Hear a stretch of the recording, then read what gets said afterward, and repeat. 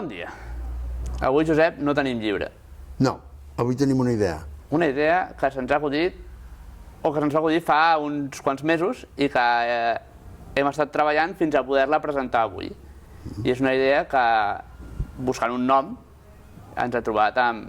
Lectures compartides. I és això, trobar-nos un dia aquí a comentar la lectura que hem fet durant el mes. Això us pot sonar. El que passa que no ho farem nosaltres sols. No. No ho farem nosaltres.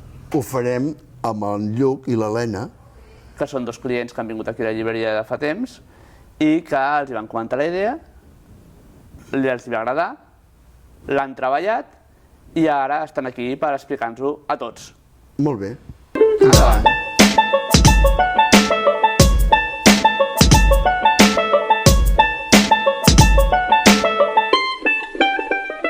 Bon dia, jo soc l'Helena.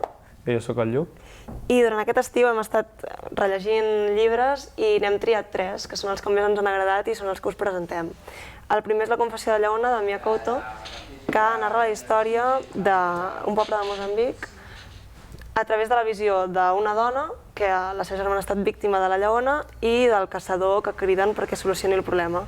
Crida l'atenció perquè els simbolismes que utilitzen no en són habituals, però tot i així són del tot interessants, i perquè al final sembla com menys rellevant la història que expliquen que no pas com la viuen els personatges i com interpel·len la història, el context i la situació, no?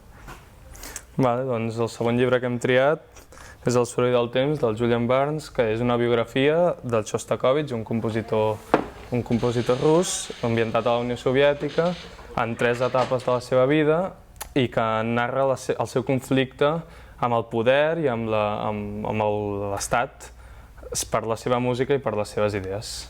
I està molt ben escrit i et fa viure molt et fa posar molt en la situació del compositor. I per últim, L'intèrprete del dolor, de Jhumpa Lahiri, que són 9 relats breus, que L'intèrprete del dolor és només el títol d'un dels relats, però ens serveix també per entendre'ls tots en el sentit que tenen en comú que tenen algun tret característic amb la Índia i, a més, tots els personatges, d'una manera més o menys latent, viuen i conviuen amb el dolor. I és curiós com l'autora els descriu i ens fa entendre'ls.